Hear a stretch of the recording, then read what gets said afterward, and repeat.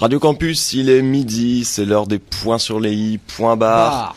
Avec le collectif Davids, ici présent Simon, bonjour, Christophe, bonjour, Benjamin, bonjour, et Bibi Baptiste aux manettes.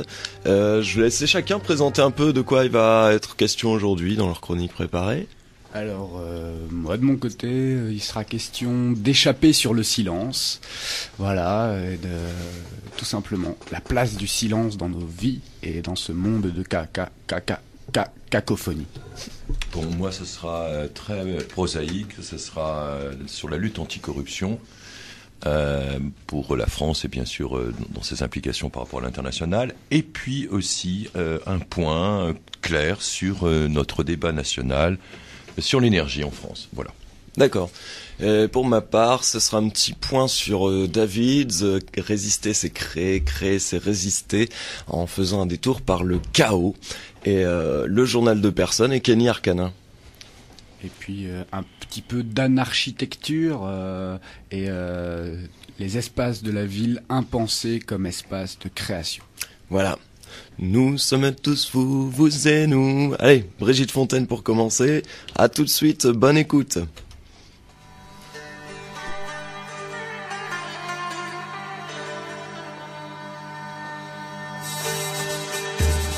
Nous sommes des fous, vous et nous.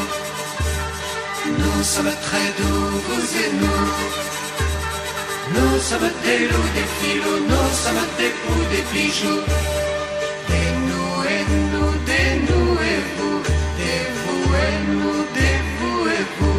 Vous et vous à nous, vous et nous à vous.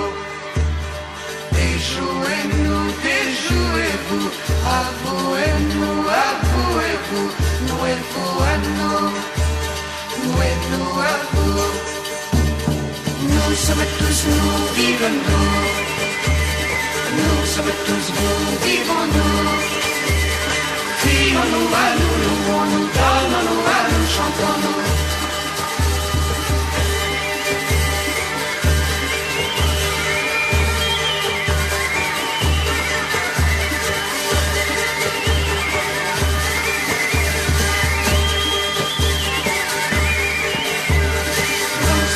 Vous et nous, nous sommes très doux, vous et nous.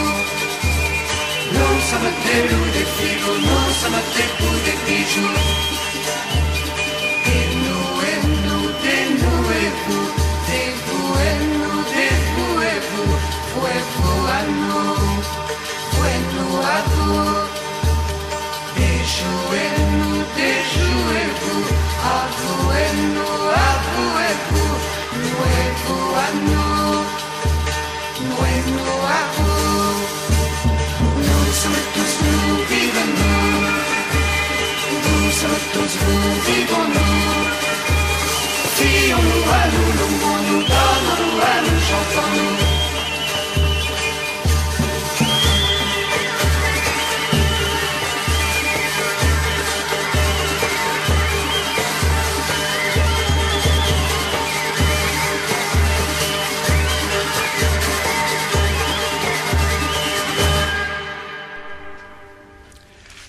Malraux, dans Les Voix du silence, a écrit « J'ai écrit jadis l'histoire d'un homme qui entend un enregistrement de sa voix et qui ne la reconnaît pas.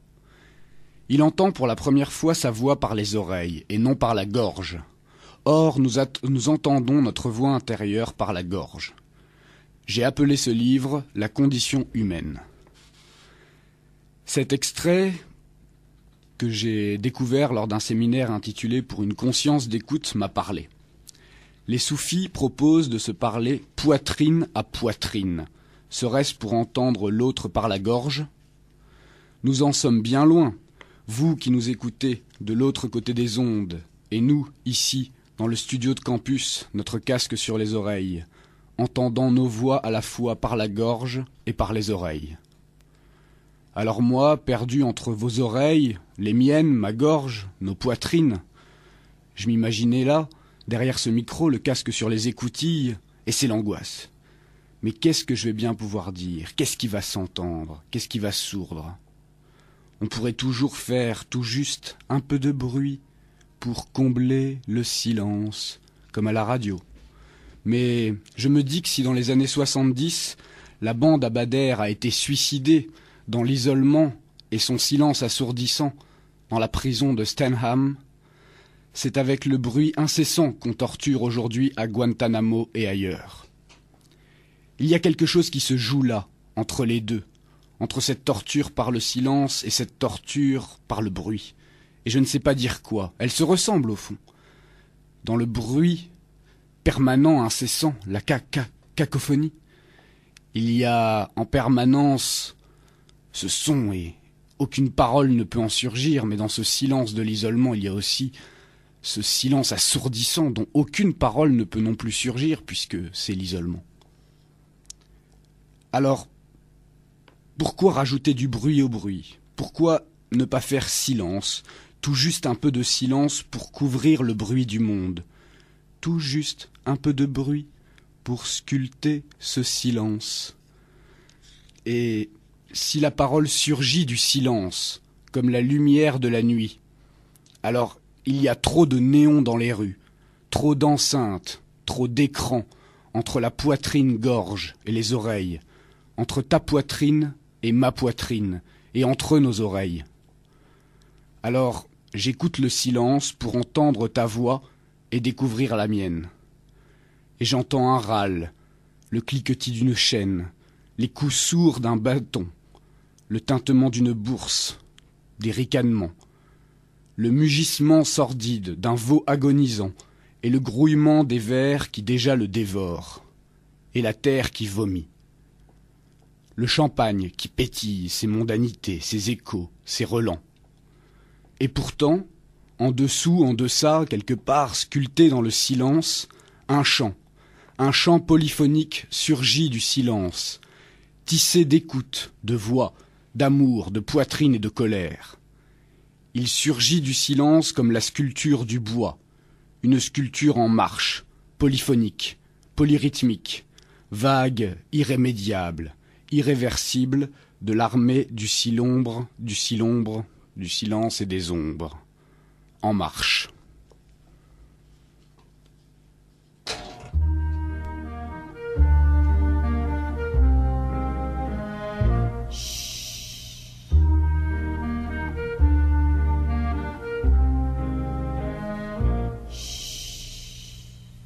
It's oh so quiet. Shh, shh. It's oh so still. Shh, shh. You're all alone. Shh, shh. And so peaceful until you fall in love. Simple, the sky up above. Simple is caving in. Wow, wow. You've never been so nuts about a guy you wanna love. You wanna cry, you cross your heart and hope to die till it's over. And then shh, shh. It's nice and quiet. Shh, shh. But soon again, shh, shh. Starts another big riot. You blow a fuse. Simple, the devil cuts loose. Simple, so what's the use? Wow, wow, of falling in love.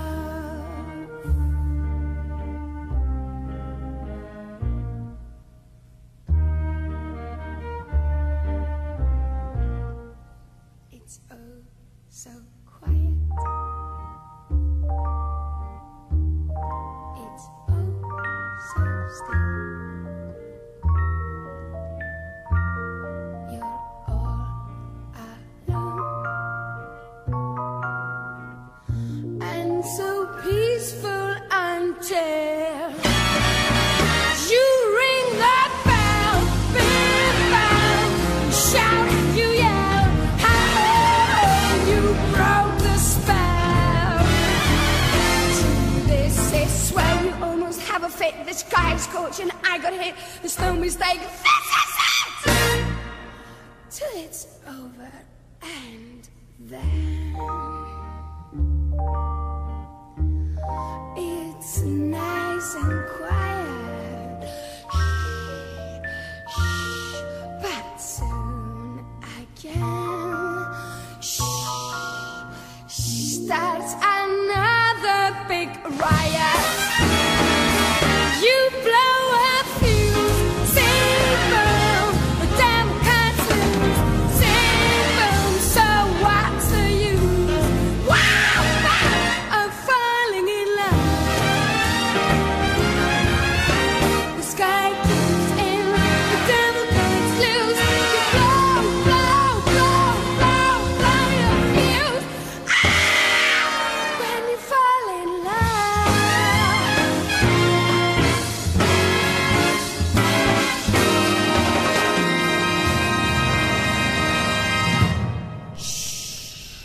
Chut, voilà, c'était Björk, It's So Quiet sur le 106.6 Radio Campus, et c'est l'émission Les Points sur les points barres du collectif Davids.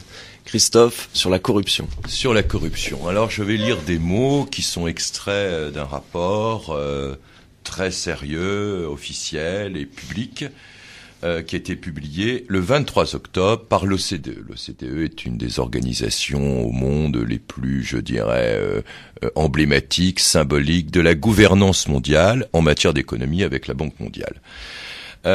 Les termes sont les suivants: frilosité, immobilisme, faible réactivité, moyens insuffisants. Et le rapport, bien sûr, pointe son étude sur la situation de la lutte anticorruption en France. Il ne s'agit pas d'un pays africain, il s'agit de notre pays. En plus, si je puis dire, il y a déjà 8 ans, il y avait déjà une première mise en garde de l'OCDE pour notre pays, pour en quelque sorte empêcher les entreprises de payer des pots de vin à des fonctionnaires étrangers afin de remporter des contrats. Une législation en France avait permis de mettre les règles internationales en conformité avec notre arsenal juridique. Oui, mais voilà.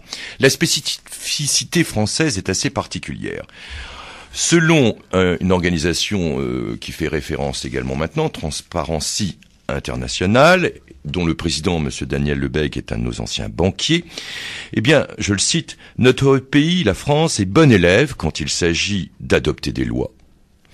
Mais ce qui manque, c'est le passage aux actes faute de volonté politique. » Alors, en quelque sorte, depuis le 2000, eh bien, il n'y a eu que 33 procédures qui ont été initiées et il n'y a eu que 5 condamnations par rapport à, je dirais, toute la vie d'échange, d'exportation de notre pays, sachant que, entre guillemets, les secteurs dits à risque sont particulièrement l'armement, le BTP et l'énergie, où notre pays est particulièrement en pointe.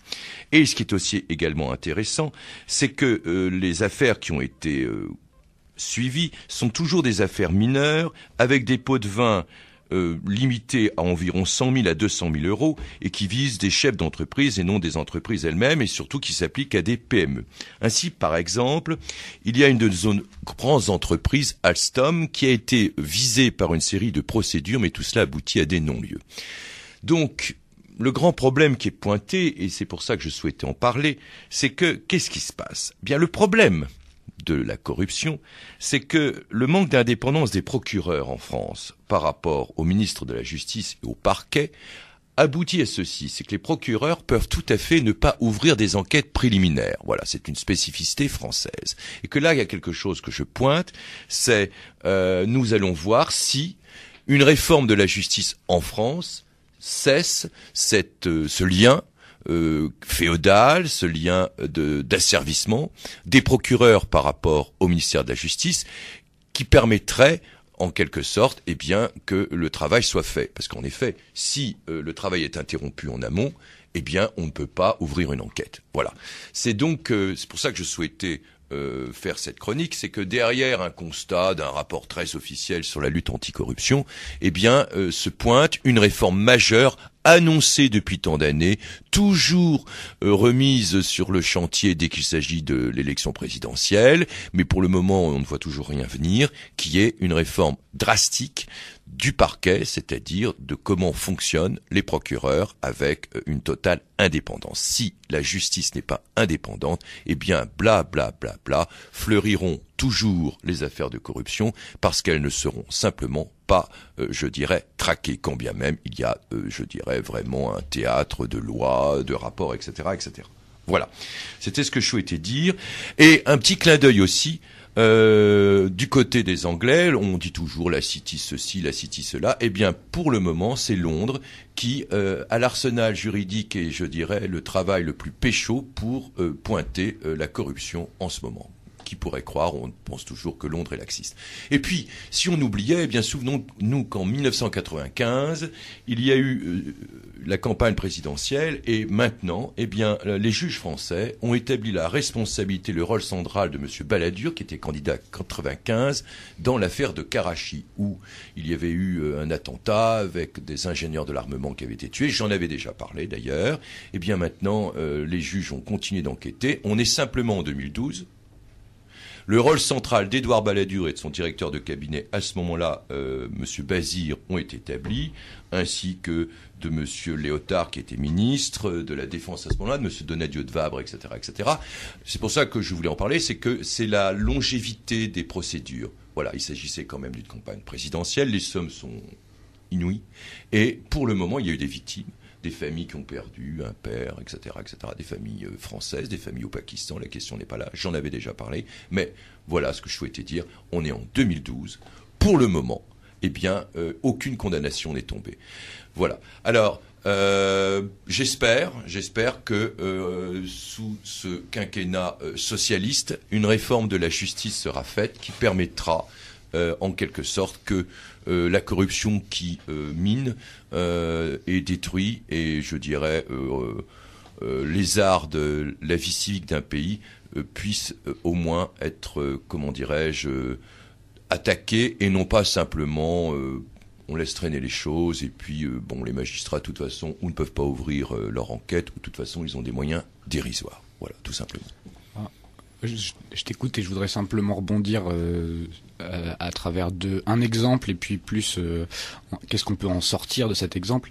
C'est celui de Siemens, donc qui a été reconnu coupable de corruption de fonctionnaires grecs et qui aujourd'hui fait amende honorable en donnant des cours aux fonctionnaires grecs, à ces mêmes fonctionnaires grecs, pour résister à la corruption. On leur donne des cours pour leur apprendre à résister. Résistez-nous, apprenez à résister à nos alléchantes propositions de dessous de table. Et en fait, ça me fait simplement dire une chose, c'est que je pense que dans le système dans lequel nous vivons, qui est un capitalisme avancé, peu importe, on va pas rentrer dans les tergiversations, la corruption, elle est systémique. Elle est systémique dans le sens où, notamment dans le cadre de la nouvelle gestion publique et des partenariats publics-privés, de l'hybridation, et ce principe même que tu énonçais à propos de l'OCDE, celui de la gouvernance, dans lesquels, qu'est-ce que c'est que la gouvernance? Finalement, ce sont des tables rondes autour desquelles se retrouvent des responsables des secteurs privés et publics, et ensemble, on décide de quel projet on va mettre en œuvre, de quel type de politique va gouverner les décisions et je regarde par exemple simplement l'île dans laquelle la gouvernance est mise en place depuis un certain nombre d'années déjà dans le cadre notamment de l'île métropole mais encore plus précisément de la SAEM Euralille, tout est dit, SAEM Euralille, Société d'aménagement d'économie mixte qui dit mixte dit en fait hybridation publique-privée et dans lesquelles on se retrouve en face de quoi? À Lille, il suffit de regarder. Qu'est-ce qu'on construit? Un grand stade, on construit des prisons, on construit, on a l'île Fantastique qui, pareil, subvention et mécénat, n'est-ce pas, totalement désintéressé de la part d'un certain nombre d'acteurs économiques de la région. Et donc, je pense que s'il n'y avait simplement pas cette corruption systémique, au lieu d'investir dans des jeux de la répression et du grand amusement à l'échelle urbaine, eh bien peut-être qu'on s'intéresserait un petit peu plus aux écoles, on s'intéresserait peut-être un peu plus aux quartiers qui voient des maisons vides toutes les 2 secondes. Et ça, c'est simplement pour donner des exemples très concrets de la ville dans laquelle nous battons le pavé, n'est-ce pas ?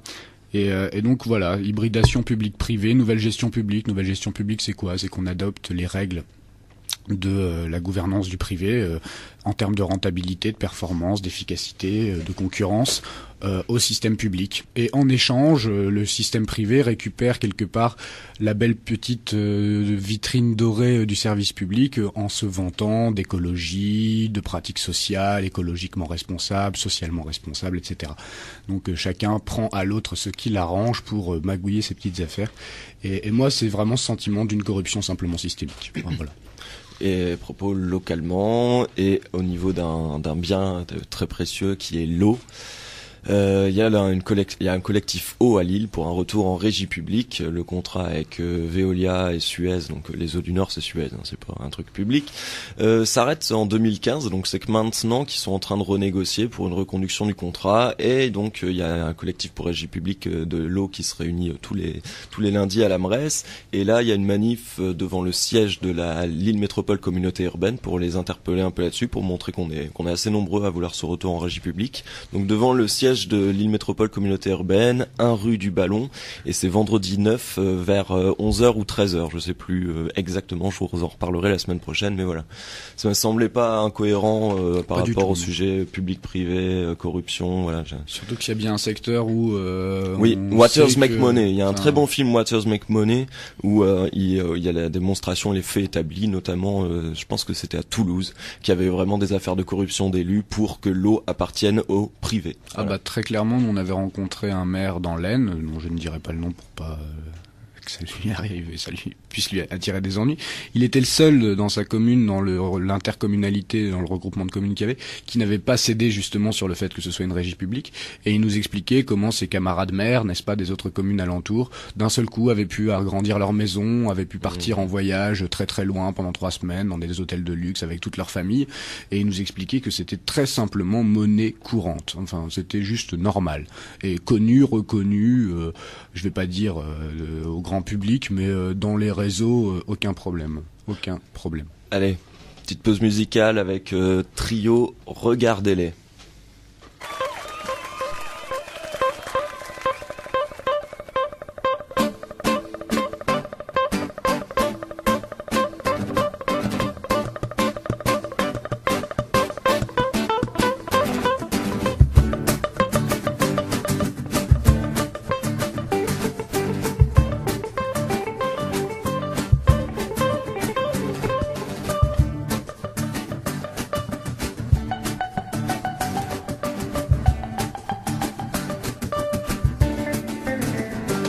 Regardez, regardez, regardez, regardez, regardez, regardez. C'est ouvrir les yeux et réfléchir un peu. Regardez, maman, regardez, regardez, oui, regardez, regardez, regardez. C'est ouvrir les yeux et réfléchir un peu. Regardez-les se disputer leur place à l'Élysée. Regardez-les se faire emprisonner au lieu de nous gouverner. Regardez-les se dénoncer, cracher sur leurs alliés. Oh, regardez-les, ayez pitié, car les hommes politiques sont tachés. Si je viens te parler en ragamuffin, c'est pas pour imposer de nouvelles doctrines. Même si infimes sont les lois qui t'oppriment, il y aura toujours un pourri pour t'enfoncer dans l'abîme. Abîmés sont les peuples de cette terre si fragile. Monarchiques sont les enfants qui subissent la famine. Tristes sont les parents qui voient que l'or et l'argent est un reste savouré par quelques poignées de truands. Regardez-les se flinguer pour contrôler leur quartier. Regardez-les amasser les billets grâce aux drogues qu'on ne pas légaliser. Regardez l'armée MW et avec la dernière route. Regardez-les se faire mousser comme un quillet quand ils passent à la télé.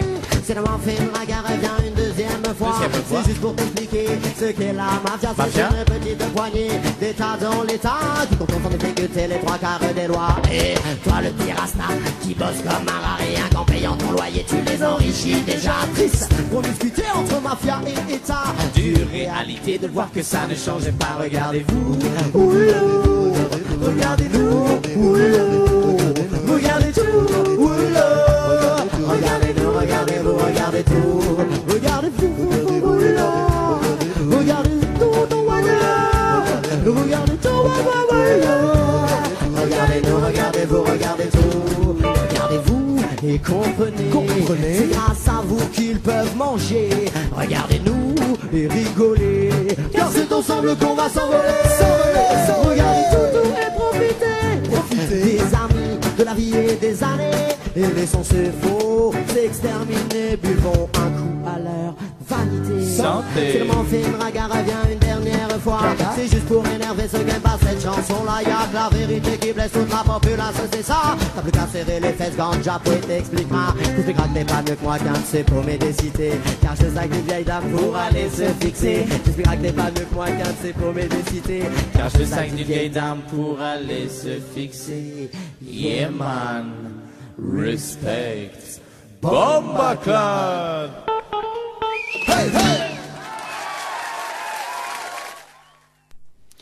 Le collectif Davids sur Radio Campus 106.6.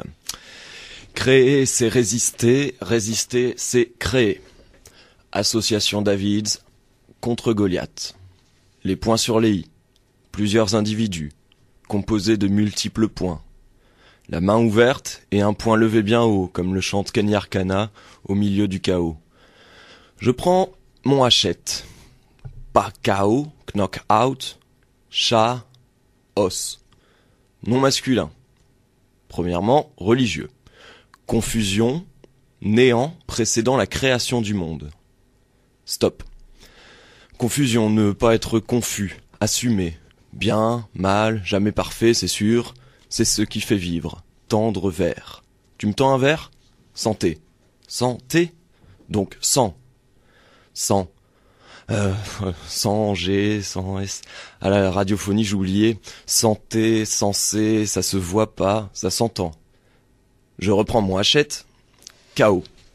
2. Géologie.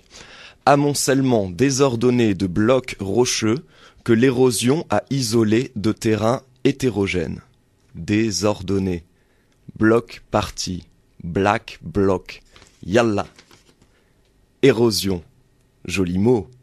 Eros, Sion, Héros, Zion. Je reprends. Chaos égale confusion, néant précédant la création du monde. Cinquième soleil, la fin de leur monde, ce qu'il faut de chaos en l'homme pour faire naître une étoile qui danse. Chaos 2, amoncellement désordonné de blocs rocheux que l'érosion a isolé de terrains hétérogènes. Pas question d'homogénéité. Je ne me touche pas aux gènes. Sans gêne, je parle aux gens. Homo, hétéro, kezako. Allah, achète. Chaos 3, physique. État d'un système dynamique, soumis à des actions connues, mais dont il est impossible de prévoir l'évolution. Ok, c'est ça, c'est moi, c'est peut-être vous, j'espère, je sais. Vous et nous, souvenez-vous, début d'émission. Je ne sais plus. Maybe, miel, abeille, peut-être, peu d'être, peut-être. Chaos 4. Figuratif. Désordre, confusion extrême. Mais quel peut être l'extrême de la confusion ? En fait, mon idée de début, par rapport à créer, c'est résister, résister, c'est créer, était une idée d'avancer. Davids, pour, avec, vers, et c'est ainsi qu'il vint. Citoyens, militants, camarades terriens, agir au lieu de réagir. Pondre, c'est la meilleure manière active de répondre. Yallah. Et pour en revenir au chaos, en sortir, le conscientiser, Kenny Arcana.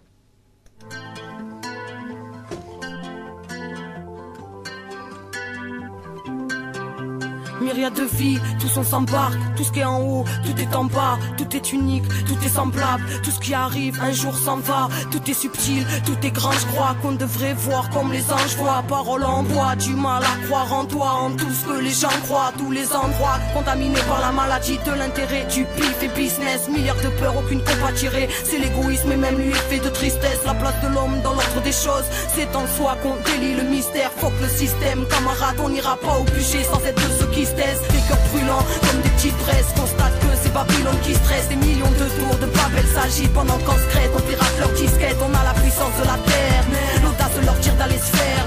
Le nombre, la force, le sage héritage, une flamme et un cœur universel. Allez leur dire qu'on est plus grand debout, que l'instinct de vie est plus fort que tout. Plus fort que le tout, on ne change pas de route, on écoute car Dieu parle à l'intérieur de nous. Voir ou en faire dans un gant de velours, prison dorée sans un plan de secours. Au milieu des secousses, on avance sur un fil du maquis à la ville, là où tout le monde se pousse. Résister contre, avancer pour, insurger, voici le grand retour. Le grand retour à la terre et grâce à Dieu c'est vers le ciel en nous-mêmes que l'on se tourne. Débranchés de vos doctrines, où la masse crève pour que les autres brillent. Toujours les mêmes que l'on opprime, prêts à mourir pour passer sur l'autre rive. Ici bas on s'attend au pire, vision oblique, on brise le schéma des années. Les fils de Satan ont pris la planète au prix de la peur, mais la vie est vouée à gagner à l'intérieur de chacun.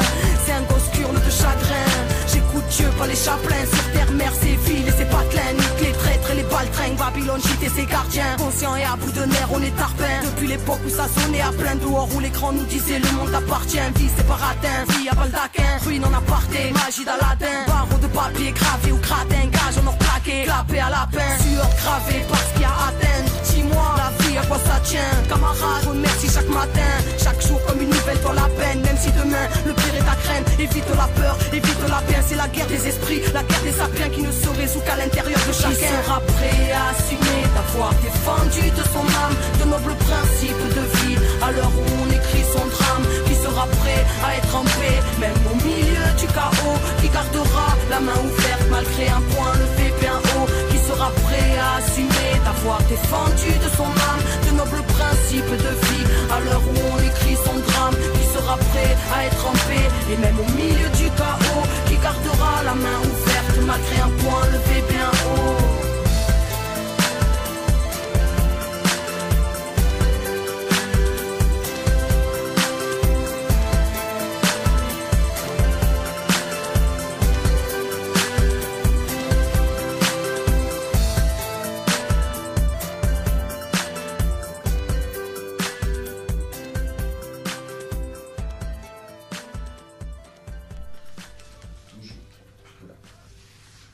Toujours sur les bonnes ondes de Radio Campus 106.6 FM et sur www.campuslille.com, podcast téléchargeable pendant 2 mois. C'est le collectif Davids qui met les points sur les points barres. Voilà. Alors juste pour rebondir au-delà de la musique, je résiste pas à la tentation de la citation-incitation sur le chaos. Eh bien, ce qu'il faut de chaos en l'homme pour créer une étoile qui danse, merci camarade terrien Frédéric Nietzsche, ça me semble être, à ce jour de mon expérience sur cette planète, la citation-incitation. La plus juste, la plus positive pour la notion de chaos. Voilà, c'est une piste. Voilà, je souhaitais rebondir sur une piste et la laisser en trace à la radio et pas après avec mes camarades dire ah ben voilà, j'ai pensé à cette citation, je la dis, je la sors et je laisse la parole à mon camarade Simon. D'autant que moi de mon côté il y a une continuité, puisque j'ai envie de parler de ces espaces impensés de la ville, ces espaces de, entre guillemets, chaos, ces espaces désordonnés, ces espaces laissés à l'abandon. Alors je pense là tout de suite, du coup on en reparlera ensuite plus précisément, par exemple à Notre-Dame-des-Landes et à cette immense friche de 2000 hectares occupée depuis maintenant plusieurs années par différents collectifs qui s'approprient cette zone abandonnée, impensée, qui est typiquement dans une transition entre une terre agricole qu'elle est depuis fort longtemps de maraîchage et donc un gros bloc de béton pour faire l'aéroport tant souhaité par Jean-Marc Ayrault et par bien plus que lui, n'est-ce pas, en particulier Vinci, qui est désigné comme maître d'œuvre de cet immense chantier qui lui rapportera beaucoup d'argent, à n'en pas douter. Et donc ces espaces qui sont investis comme ça par des groupes de joyeux vagabonds, de paysans sans terre, on les appellera, et surtout ils s'appelleront eux-mêmes comme ils le souhaiteront. Et je pense aussi à ce qui a eu lieu, donc c'était samedi après-midi dans l'IUFM, lui aussi abandonné maintenant depuis 3 ou 4 ans, sans doute lui aussi en attente et en zone de transition avant un gros projet qui en fera je ne sais trop quoi. Je ne suis pas allé mettre le nez dans les projets de l'île métropole ou de la mairie. Et donc cet espace qui est lui aussi abandonné, dont les vitres sont cassées et qui est réinvesti par à la fois des graffeurs et des gens qui viennent faire là des potagers, et qui était investi donc ce samedi par une block party avec un repas organisé de manière tout à fait libre, participation libre pour celles et ceux qui avaient les moyens, et ensuite suivi de différents concerts et en particulier hip-hop. Et donc cet espace de friche là, comme ça, qui était investi par toute cette énergie de création et de rencontre, et qui, on ne peut pas l'oublier, se fait à côté, on va pas dire contre, mais tout à fait dans une autre optique que l'île fantastique, qui là est au contraire l'espace et la prestation extrêmement pensée de cet investissement de l'espace urbain, de ce carnaval esthétique qui n'a absolument rien d'éthique justement. Et plus il y a d'esthétique, peut-être moins il y a d'éthique, peut-être moins il y a de rapports concrets à notre monde quotidien, à notre vie quotidienne, à notre vie réelle, aux questions de la violence quotidienne, aux questions de la rencontre aussi, et du vécu. On part là avec Fantastique dans des notions uniquement esthétiques qui n'ont plus rien à voir avec la vie. Et là, au contraire, que ce soit Notre-Dame-des-Landes, que ce soit la Block Party, dans ces lieux qui sont impensés, dans ces lieux qui sont abandonnés et qui peuvent devenir, qui potentiellement sont justement les lieux peut-être de la création, les lieux de la rencontre, les lieux où autre chose peut surgir. Et simplement, voilà, je voulais mettre le doigt sur l'importance de cet espace impensé dans la ville, de cet espace de creux dans la ville générique. La ville générique, c'est quoi? La ville générique, c'est simplement ce tissu d'autoroute, de chemin de fer, avec ses nœuds, gares, centre-ville, tout propre, sécurisé, pour les populations qui y ont accès et qui y ont droit, et qui n'est qu'un grand maillage à l'échelle planétaire dans lequel finalement on a un mimétisme architectural, on a un mimétisme de comportement, on a un mimétisme qu'on retrouvera de Rio de Janeiro à Tokyo, de Johannesburg à Oslo. Et donc cette question des creux dans cet espace ultra pensé, tellement pensé que finalement il n'y a plus rien qui peut s'y créer, il n'y a plus rien qui peut s'y instiller. Encore que, laissons les 3 petits points quand même. Mais voilà, il s'agissait simplement de soulever ces espaces de creux dans la ville générique. Ville générique qui est d'ailleurs un terme qui a été mis au point par un type qui s'appelle Rem Koolhaas, et Rem Koolhaas qui est un des architectes principaux de la ville générique, qui a d'ailleurs reçu le prix Pulitzer pour ça, pour avoir vraiment construit.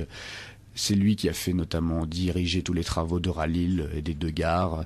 Il a construit une prison aux Pays-Bas sur le modèle du panoptique de Bentham.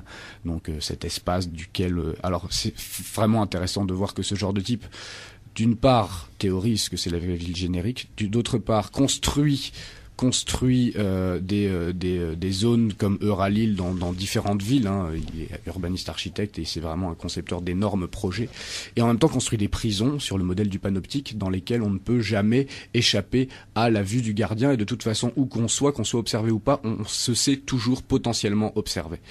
Et voilà ce que c'est que finalement cette ville générique. C'est une ville qui ressemble à une prison ouverte, à une prison qui a l'air ouverte, dans laquelle il s'agit uniquement de circuler d'un point à un autre selon des parcours fléchés. Voilà, et c'est pas là, je pense, que peut surgir quelque chose. Ce sera toujours dans les espaces impensés, dans les creux, à la fois d'un point de vue spatial, mais aussi d'un point de vue social. Et d'où le lien aussi avec le chaos dont parlait Baptiste, avec cette idée ce qu'il faut de chaos en l'homme pour créer une étoile qui danse, ce qu'il faut de chaos dans la ville pour créer une étoile qui danse, ce qu'il faut de chaos dans le social pour créer une étoile qui danse, parce que c'est aussi peut-être dans ces trous sociaux, justement dans les trous de économique, là où les populations, et je déteste ce mot, les gens, comme vous et moi, sont justement dans un impensé proche peut-être du chaos, que là peut naître quelque chose de l'ordre d'une étoile qui danse. Peuvent naître des anarchitectures aussi. J'aime bien ce mot. Voilà. Damien Saez.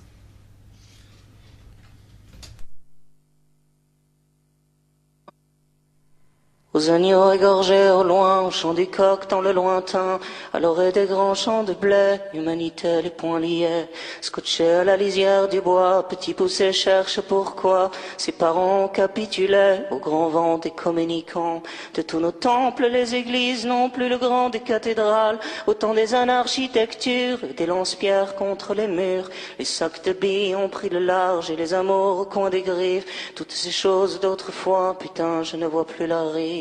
Puisqu'il faut accepter du temps l'évolution toujours plus bas au vulgaire des concessionnaires des libertés pour nos enfants, il sera équipé c'est sûr pour parler à la terre entière, mais n'aura rien à dire bien sûr que ce qu'il voit sur les écrans. Certains les plus bourgeois toujours sauront savoir garder leurs plumes quand le peuple verra ses ailes blessées sous l'écho de l'enclume. C'est fini le temps des instruits, le temps des populaires aussi, fini le temps des littéraires au-dessus des comptes bancaires et des lilas dans les bouquets. Oubliez le temps des muguets, je ne vois que les chrysanthèmes, des orthographes dans les poèmes. Fini les latines, les racines au bon dos de nos origines. Fini la parole sacrée, bonjour la parole au plus con. Fini les ni bon Dieu ni maître, l'heure est aux clients du paraître. Fini le temps de nos jeunesses, fini le chant des rossignols. Fini salut à toi mon frère, l'heure est au chant des électrons. Abonnez-vous au peuple de cons par satellite à d'autres cons,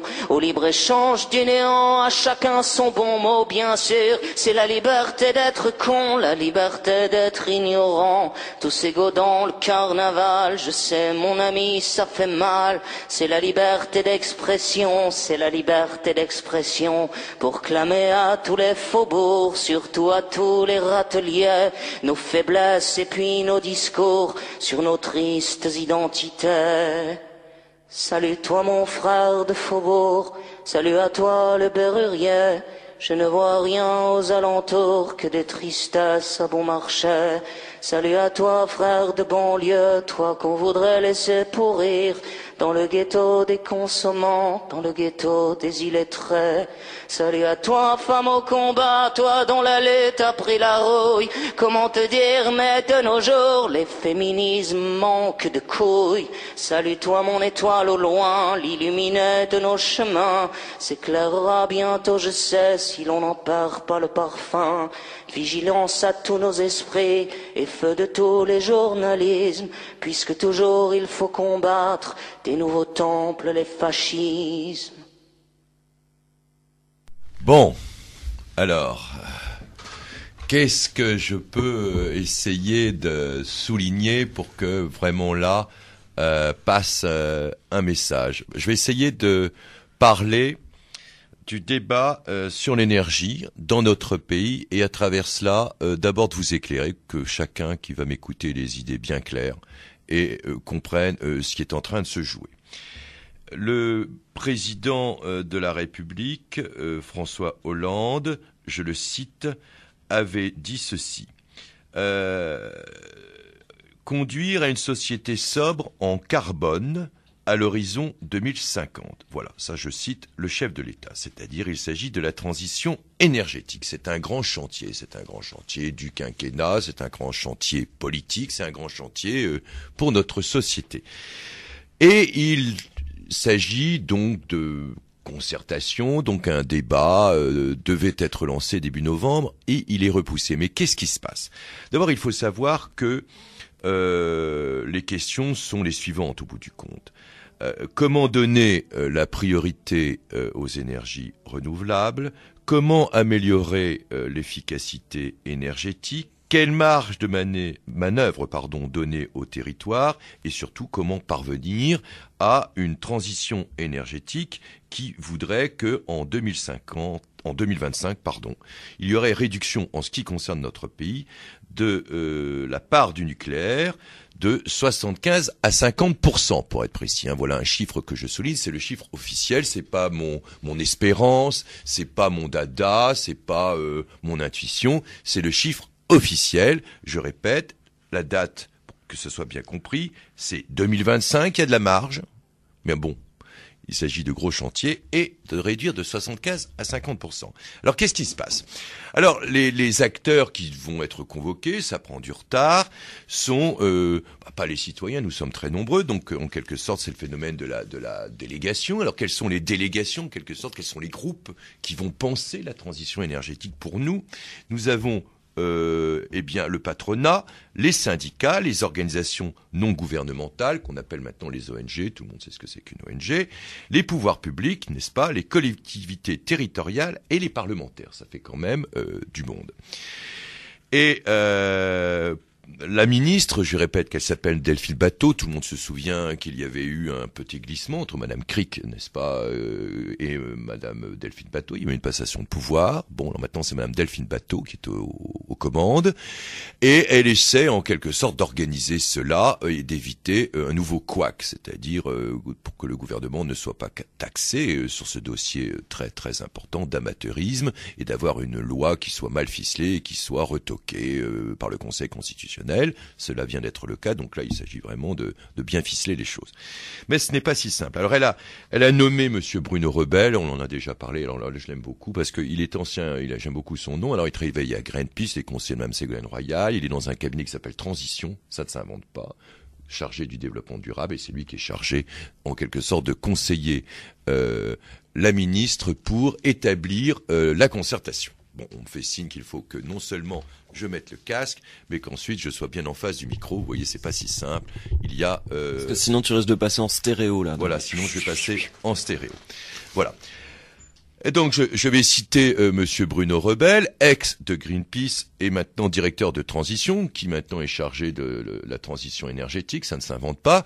Alors, bon, qu'est-ce que j'ai envie de dire? J'espère, pour faire un travail en avance par rapport au canard enchaîné, qu'il n'y a pas un contrat entre le ministère et le cabinet de Monsieur Rebel qui coûte trop d'argent pour, en quelque sorte, organiser le débat sur la transition énergétique. Voilà, je me permets de souligner une piste. J'espère que dans ce dossier si sérieux, il n'y a pas de nouveau, je ne sais pas, des professionnels de la transition énergétique qui vont gagner de l'argent sur la transition énergétique. Enfin, moi, je commence déjà à me poser des questions. Je trouve que tout ceci ressemble, non pas à une farce, mais enfin, on est en train d'amuser la galerie, ou plutôt de gagner du temps.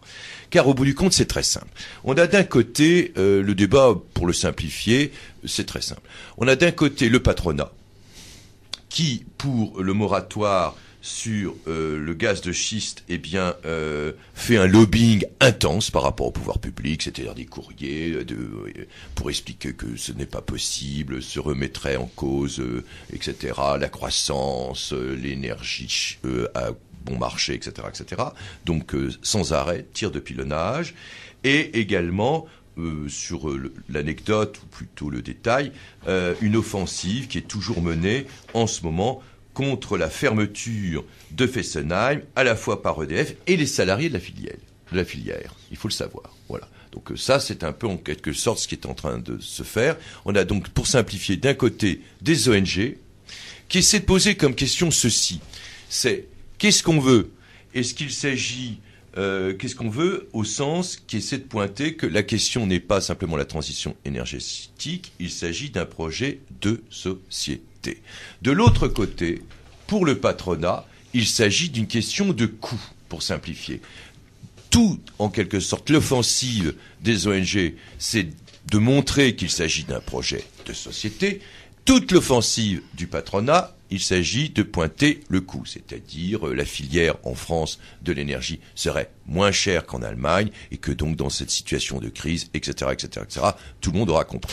Et ils sont quand même en position d'équilibriste qui fait même le grand écart sur le fil en fait en ce moment, parce que pour en revenir à Notre-Dame-des-Landes, parce que je pense qu'on n'aura pas le temps de trop développer là, mais c'est dommage, mais renseignez-vous sur internet, il y a pas mal de films, la ZAD notamment, Zone à défendre. Donc faut m'expliquer comment on parle à la fois de volonté de transition écologique, d'énergie renouvelable, de propre, et là pourquoi on veut construire un 150e aéroport en France. Oui, mais voilà. Justement, il y a un moment, et ça rejoint peut-être l'histoire de la corruption, Vinci, tout ça, comment Monsieur Hérault, d'un coup, en étant maire de Nantes, se retrouve aussi propulsé Premier ministre et lâche rien, et quand il commence à être un peu en baisse dans les sondages, ça y est, il sort les et il envoie 500 gendarmes, des hélicoptères et tout sur ça. Il y a une sorte de réaction épidermique de l'homme aussi, qui a peut-être eu quand même il a des comptes à rendre à Vinci en fait aussi, ce monsieur. Moi, je ne sais pas, je crois que en ce qui concerne là je peux pas m'avancer, je viens déjà de souligner quelque chose. Je dis simplement que c'est un bon exemple. C'est que le débat est très simple. C'est un projet de société ou bien simplement un problème de coût. L'aéroport de Notre-Dame-des-Landes, entre guillemets, qui n'existe toujours pas, pour Monsieur Hérault, je ne sais pas. Parce que je sais que de toute façon, c'est très simple. Il faut savoir que c'est une décision d'un conseil municipal, que derrière il y a une chambre de commerce, que derrière il y a eu toutes sortes de réunions, etc. Et que derrière il y a Vinci, et que derrière il y a des actionnaires, et que ça rapporte de l'argent. Donc on arrive à l'argent. Et qu'évidemment, il faut le justifier. Pour le justifier, c'est la croissance, le développement de la région et des créations d'emplois. C'est aussi simple que ça. Et en fait, il y a des associations d'élus, des associations de citoyens qui ont fait faire une contre-expertise, en fait. Oui. Parce que c'est un partenariat public-privé, encore une fois. Hein. C'est la région va mettre 50% de la thune qui sera nécessaire à construire ce chose-là, et les bénéfices reviendront, eux, à Vinci. Donc ils avaient fait un truc comme quoi ça aidait la région, enfin que les retombées économiques seraient grandes. En fait, ils ont minimisé les coûts qu'ils allaient mettre et maximisé les profits qu'ils pouvaient en espérer. Et la contre-expertise inverse complètement les chiffres, en fait. Voilà. Oui, ça c'est un grand classique, tu as bien raison de le rappeler. L'autre grand classique, c'est que par exemple pour vendre des grands chantiers, eh bien on avance toujours un prix, et puis quand le contrat est signé, à un moment donné on n'a pas trop le choix, on peut pas arrêter parce que ça coûtera encore plus cher la construction, tout le monde comprendra, et évidemment la facture est plus élevée. C'est toujours la même chose. Alors ce genre de choses, je le souligne à la radio, en lecteur du Canard enchaîné, ça fait je dirais 10 000 ans que je le lis, je ne sais pas combien de fois en France ou ailleurs, un contrat est signé par les pouvoirs publics pour construire une caserne, un aéroport, et ceci, cela, même un lycée, n'importe quoi, une rocade, et c'est curieux, c'est toujours dépassé. Alors évidemment, il faut se mettre à la place, entre guillemets, des pouvoirs publics, c'est aussi simple que cela, c'est que, évidemment, quand c'est lancé, on peut pas l'arrêter, parce que sinon ça coûte encore plus cher. Surtout que par hasard, si on a expulsé des gens, si on a signé des lois de réquisition de ceci ou cela. Ça, alors là, déjà vu, sur le Larzac. Ah mais non, mais ça c'est le grand classique, déjà vu, c'est exceptionnel. C'est le grand classique, c'est le scoop. C'est que à la fois, c'est toujours un dépassement, on ne sait pas pourquoi, avec tous les comptables. C'est pour ça, t'imagines là quand ils se permettent de faire des prévisions de je sais pas quoi pour 2025. L'enfumage. Tu comprends ce que je veux dire aussi par rapport aux chiffres, trucs annoncés, et faire des plans sur 2025, alors que même un plan concret là, non mais alors, les chiffres sont tronqués. Un plan concret, si on prend concrètement, c'est ce que je souhaitais souligner. Je donnais moi tout à l'heure, par exemple pour la corruption, je parlais derrière c'est le parquet, sinon c'est blabla. Si le parquet n'est pas indépendant, la lutte contre la corruption, bla bla bla. Voilà, je pointe, point barre. Là, c'est très simple. Si on prend la loi de finances qui vient d'être votée, en ce qui concerne l'énergie, la transition énergétique, etc., c'est très clair, c'est peanuts. Il n'y a absolument aucune, comment dirais-je, fiscalité verte. Elle est quasi inexistante, et le diesel n'est pas pénalisé. C'est-à-dire que si on prend la loi de finances qui gère toutes les finances publiques pour un an à venir, en ce qui concerne l'écologie, le développement durable, etc., etc., etc., et c'est triste de dire etc., parce que c'est l'enjeu, c'est peanuts. C'est tout. Et ça, c'est clair. Je donne un exemple de savoir de ce qui se passe. Qu'est-ce qui se passe? Bien. Puisque tu parles des verts quand même et de transition énergétique, puisqu'on. Je parle pas des verts. Non. Verts. Deux verts. J'ai dit deux verts de transition énergétique, etc.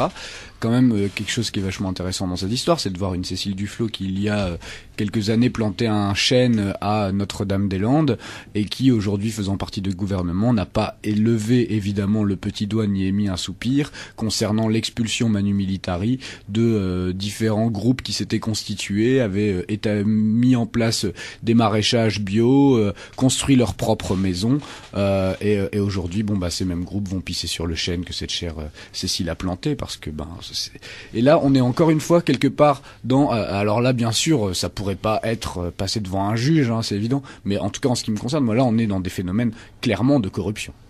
C'est-à-dire comment un personnage peut retourner totalement sa veste. On aurait pu passer l'opportuniste, pourquoi pas, de Dutronc, à partir du moment où on lui donne un tout petit peu de privilèges et un joli bureau dans les ministères, quoi. Là, je me permets de corriger le tir. Je suis pas d'accord avec le mot corruption.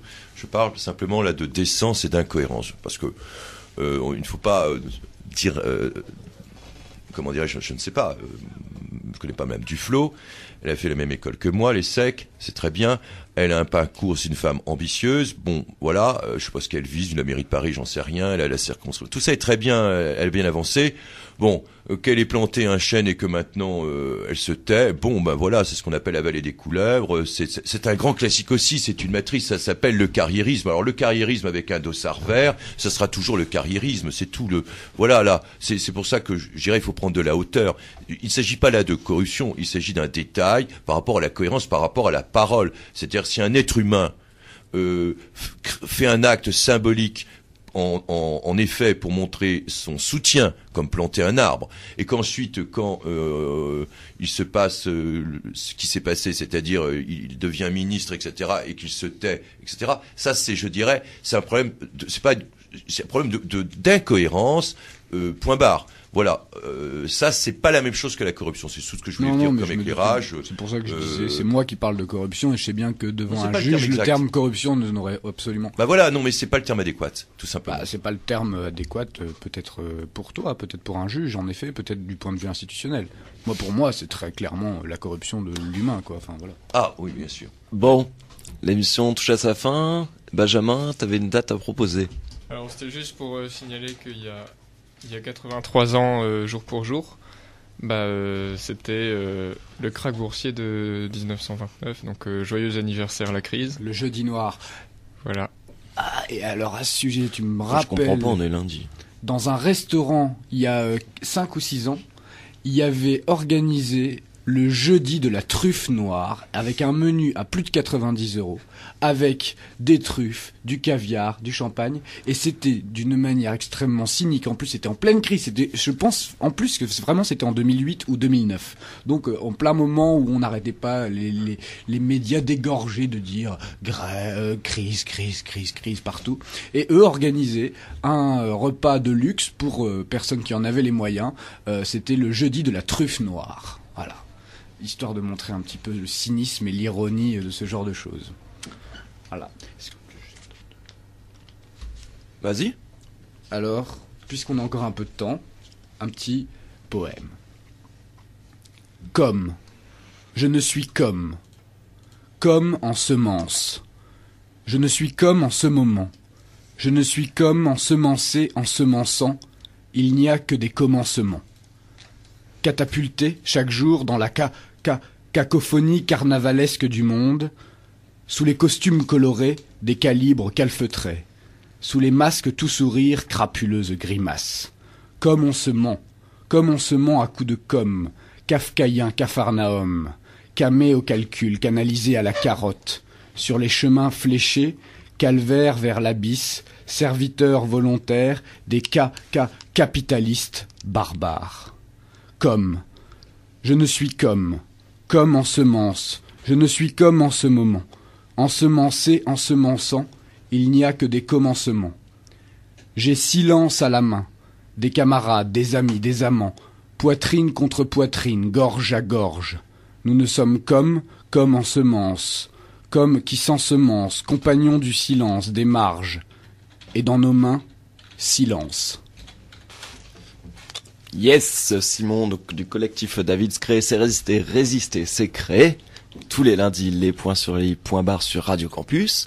Là, on va vous laisser avec El Barrio Jazz, l'émission suivante. Retrouvez tous les programmes de Radio Campus en podcast téléchargeable sur www.campuslille.com. Renseignez-vous sur Notre-Dame-des-Landes. Et à Lille, au niveau info local, il y a un rassemblement demain, 18h30, place de la République. Il y en avait déjà eu un samedi en soutien à Notre-Dame-des-Landes, et apparemment, c'était une belle manifestation non déclarée qui s'est organisée. Ouais, c'était moyen, j'y étais. Moyen j'ai eu d'autres échos. On était 30, il y a eu 3 policiers qui ont essayé de bloquer, nous bloquer, et les policiers à 3 nous ont bloqués. Bon, Donc, 30 selon pas Benjamin. très, très motivé. Et moi, j'avais eu 70 selon d'autres sources, 100 sur une autre source. Alors, enfin, dans tous les cas, en fait, demain... on était 50 au début avec Europe Écologie Les Verts, mais ils sont partis entre deux. D'accord, ouais, c'est ce qu'on m'a dit. Ils ont largué quand voilà. ils ont su que c'était une manif un peu... Enfin voilà, demain 18h30, place de la République, pour rencontrer des gens et puis pour en apprendre un peu plus sur Notre-Dame-des-Landes. Sinon, il y a toujours Internet aussi avec un bon documentaire qui s'appelle Vincon Vinci. Oui, faites très attention, ne confondez pas Notre-Dame de Lourdes et Notre-Dame des Landes dans vos recherches. C'est pas tout à fait la même direction.